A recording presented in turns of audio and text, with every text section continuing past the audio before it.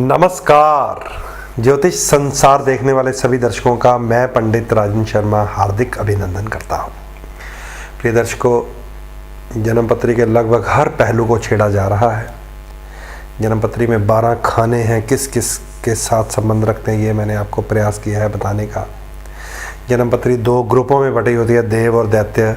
ये लगभग मेरे हिसाब से जो शौक़ रखते हैं ज्योतिष को समझने का, उन्हें समझ आ गया होगा। जन्मपत्री में हमारी कलर थेरेपी जो प्रयोग करनी है वो हमारे लग्नेश, पंचमेश और नवमेश की है।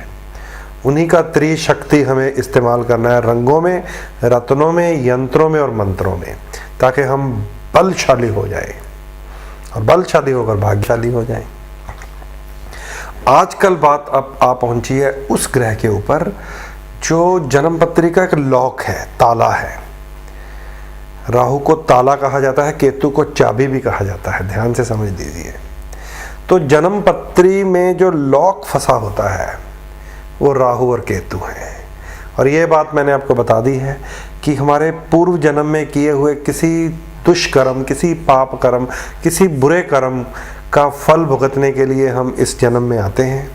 और इस जन्म में जो हमारी जन्मपत्री बनती है, जिस खाने में राहु और केतु आ जाते हैं, वो हमें ये इंगित करते हैं, इशारा कर देते हैं कि भैया इस कारण आए हो, अब आप ये सुधार करना है आपको अपनी जन्मपत्री में, या ये भुगतान आपको देना है। और जन्मपत्री में राहु या केतु के साथ कौन सा ग्रह आ गया उसके साथ संबंधित भी हमें परेशानी होती है। और जब हम राहु केतु को स्टडी कर रहे हैं तो याद रख लीजिए, राहु अपने से पंचम, सप्तम और नवम भाव को भी पाप से प्रभावित कर देता है। यानी कि दृष्टियां हैं ये। राहु से 5वें खाने को, 7वें खाने को और 9वें खाने को भी राहु की छाया लगती है। और जिस भाव में राहु महाराज स्थापित होते हैं वो भाव तो दूषित भाव होता ही होता है। इसी तरह केतु भी अपने से पंचम, सप्तम, नवम भाव को दूषित करते हैं अपनी छाया के प्रभाव से। यहाँ पे दूषित शब्द इसलिए मैंने इस्तेमाल किया है कि जब भी आप स्टडी करेंगे जन्मपत्री, जब भी, अब मैं क्या, अब आप करेंगे जन्मपत्री स्टडी, तो आप देखेंगे आपके जीवन में परेशानियां उन्हीं भावों से आती हैं जिन भावों में राहु का वास हो, या जिन भावों पर राहु की दृष्टि पड़ रही हो, या उन भावों में कोई ऐसे ग्रह आ जाए।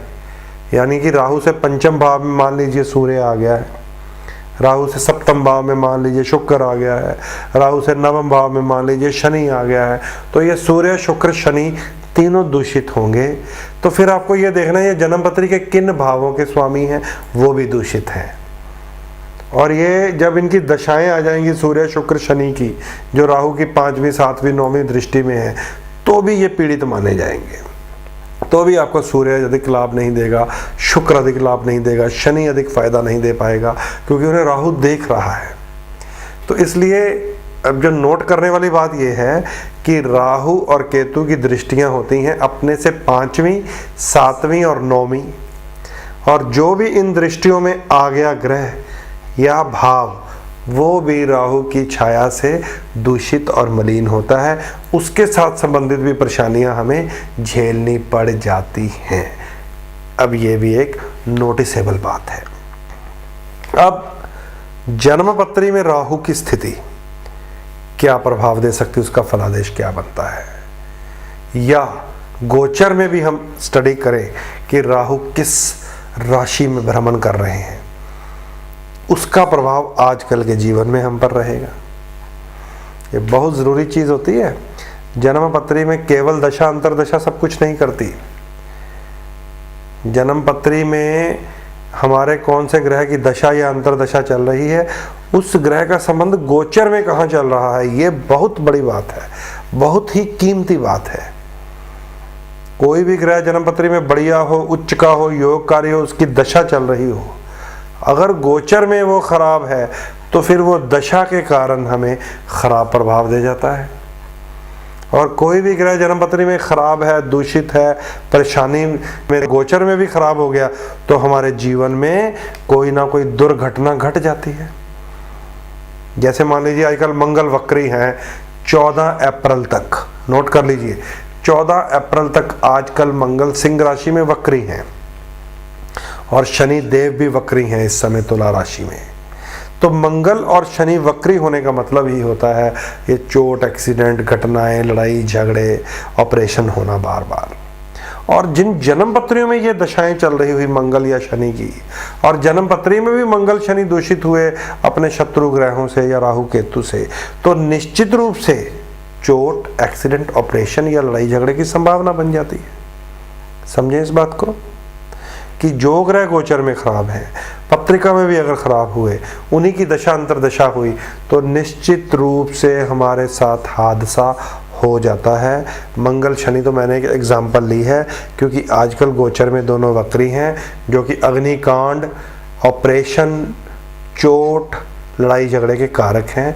मंगल अग्नि को कहा जाता है और शनि तेल को कहा जाता है। जब दोनों वक्री हो जाते हैं तो टकराव बहुत खराब होता है। शुक्र कीजिए ये दोनों इकट्ठे एक भाव में वक्री नहीं है। अगर एक ही भाव में वक्री हो जाए तो बहुत व्यापक रूप से फिर दुर्घटनाएं होती हैं। अब तो छिटपुट सुनाई देती है ना, अगर दोनों एक भाव में युति बना लें, आमने सामने आ जाए, तो ऐसे ब्लास्ट होते हैं, तो फिर देखते के देखते रह जाते हैं लोग। तो ये जानकारियां आप समझ लीजिए। बात इस समय हमने चलाई है राहु ग्रह की। अब एक गोचर की बात भी बीच में ले आइए, ताकि आपको जब जन्मपत्री में वाले राहु के बारे में ज्ञान हो तो आप गोचर के राहु के ऊपर भी पूरा विचार कर लें। क्योंकि मैं आपको मेष से लेकर मीन तक बताऊंगा राहु आजकल किस भाव में है। आप देख लीजिए आपके कहीं उस भाव में तो नहीं है। अगर है तो सेम फलादेश आपके लिए भी राहु का एप्लीकेबल हो जाएगा। और अगर राहु की दशा हुई, राहु की अंतरदशा हुई, तो समझ लीजिए जो भी यहाँ पर बैठकर फलादेश बताया जाएगा आप पे लागू हो सकता है।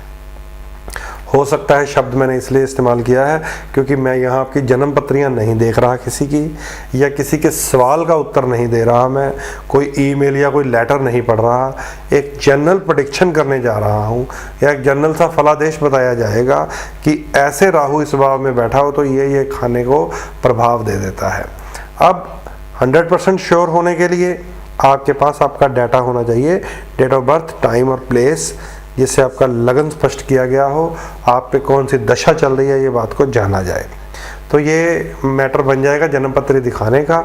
लेकिन इस समय क्या स्थिति है ग्रहों की, ये आप जान लीजिए तो ज़्यादा बेटर होगा, ताकि हम कल से अपना गोचर का जो वर्णन है वो शुरू कर लेंगे। तो सबसे पहले आइए, मैंने नोट किया है, आपको बता ही दें। सूर्य महाराज कुंभ राशि में भ्रमण कर रहे हैं, 14 मार्च तक करेंगे। नोट कीजिए, 14 मार्च तक सूर्य कुंभ राशि में भ्रमण करेंगे। मंगल महाराज सिंह राशि में भ्रमण कर रहे हैं, जो कि 21 जून तक रहेंगे। इसमें मंगल 14 अप्रैल तक वक्री होकर खराब हुए पड़े हैं। तो मंगल का वक्री होना भी अच्छा नहीं होता, विशेषकर देव लगन वालों के लिए, जिनके लिए योगकारी होता है। बुध महाराज 27 फरवरी से लेकर 5 मई तक मीन राशि में प्रवेश करेंगे। शुक्र महाराज 1 मार्च से लेकर 28 मार्च तक मेष राशि में सफर करेंगे। शनि देवता 5 नवंबर 2011 को तुला राशि में प्रवेश किए थे। 3 नवंबर 2014 को वृश्चिक राशि में जाएंगे। इस बीच वक्री भी होंगे और मार्गी भी होंगे, उदय भी होंगे, अस्त भी होंगे, जिसमें से आजकल शनिदेव बहुत खराब स्थिति में जा रहे हैं। धीरे धीरे वक्री होकर पिछले भाव में जा रहे हैं, कन्या राशि में वापस जा रहे हैं। यानी कि शनि के उच्च दिखाई देने का इस समय किसी को कोई भी लाभ नहीं है, विशेषकर दैत्य लगन वालों को, जिनका योगकारी शनि होता है। इसलिए आपको बताया जाता है शनिदेव की पूजा कीजिए, शनिदेव को तेल अभिषेक कीजिए, शनिदेव के रंग और रतन का सहारा लीजिए। अपनी कंसंट्रेशन बढ़ाने के लिए ओम शम शनेश्वराय नमः का जाप कीजिए। दैत्य लगन वालों को नीलम रतन पहन कर रखना चाहिए, क्योंकि शनि महाराज इस समय वक्री हैं। 4 अगस्त को वापस तुला में आएंगे। नोट कर लीजिए, शनिदेव अभी तुला राशि में शुभ फल नहीं दे रहे। 4 अगस्त को दोबारा जब उच्च होंगे तब जाकर ये शुभ फलादेश में आएंगे। देवगुरु बृहस्पति की बात नोट कीजिए। 17 मई 2012 तक मेष में है, उसके बाद ये वृष राशि में चले जाएंगे। 13 महीने का गोचर होता है। 17 मई 2012 तक देव गुरु मेष राशि में रहेंगे और 17 मई के बाद शुक्र के घर चले जाएंगे वृषभ राशि में। तो बृहस्पति भी वक्री होते हैं महाराज जी, ये भी सुनिए। 4 अक्टूबर 2012 को बृहस्पति वक्री होंगे, जो कि 4 जनवरी 2013 तक वक्र अवस्था में रहेंगे। अक्टूबर में जाकर वक्री होंगे, बाद में डिस्कस कर लेंगे। अब जिस ग्रह को हमें लाना है वो राहु और केतु हैं। राहु इस समय वृश्चिक राशि में है, केतु इस समय वृष राशि में है, जो कि लगभग जनवरी 2013 तक रहेंगे। नोट कर लीजिए, एक पूरा साल 2012 का राहु वृश्चिक में होंगे और केतु वृष राशि में होंगे। तो ये लगभग मैंने आपको बता दिया है ग्रह चाल। एक ग्रह बचता है चंद्रमा। चंद्रमा हर 2.25 दिन अपना राशि परिवर्तन कर जाता है, जो हमारे मूड को चेंज करता रहता है, हमारे आसपास के हालात को बदलता रहता है। चंद्रमा जब भी आपके लगन से 6, 8वें 12वें भाव में जाए, समझ लीजिए वो 2.25 दिन या 2.5 दिन टेंशन भरे हो सकते हैं। चंद्रमा जब भी शनि के साथ, राहु के साथ, केतु के साथ, यानी कि अपने शत्रु ग्रहों के साथ युति करे, समझ लीजिए आपके लिए वो वाले 2.25 दिन या 2.5 दिन परेशानी भरे हो सकते हैं। ये चंद्रमा का गोचर, जिसे 2.5 चाल महाकाल भी कहा गया है। ये महाकाल की वो चाल है जो उथल पुथल पैदा कर सकती है। चंद्रमा की 2.5 चाल को महाकाल की चाल कहा गया है। तो इम्पोर्टेंट बात याद रखने वाली ये है कि इस समय शनि वक्री है, शुभ फल नहीं मिलेंगे। मंगल वक्री हैं, शुभ फल नहीं मिलेंगे। देव और दैत्य ग्रुप में से दोनों महत्वपूर्ण ग्रह इस समय खराब चल रहे हैं, तो हम सब लोगों के लिए अभी शुभ फलों की संभावनाएं कम है, विशेषकर शनि वक्री होने के कारण। क्योंकि शनि व्यापार, कारोबार, लोहे का स्वामी है, प्रॉपर्टीज का स्वामी है, प्रॉपर्टी डीलिंग का स्वामी है, मकानों का भी स्वामी है। तो थोड़ा सा हमें अपनी जन्मपत्री को दिखाकर अपने ग्रहों को किस प्रकार से इस प्रकार का ट्यून करना है कि हमें लाभ दें, प्रयास करना पड़ेगा। तो राहु और केतु के विषय में ज्ञान देने का प्रयास करूंगा। दोबारा नोट कर लीजिए, राहु वृश्चिक राशि में है और केतु वृष राशि में है। लगभग जनवरी 2013 तक वृश्चिक और वृष वालों को राहु केतु सताएंगे। लगन से इनका क्या प्रभाव आएगा, मेष लगन से, कल आपको मैं बताने का प्रयास करूंगा। और साथ साथ में आप अपनी जन्मपत्री में भी देखते जाएं, कहीं आपकी जन्मपत्री में उस खाने में राहु तो नहीं है जिसमें मैं बताऊंगा। वही प्रभाव आएगा जो आपको फलादेश बताया जाएगा।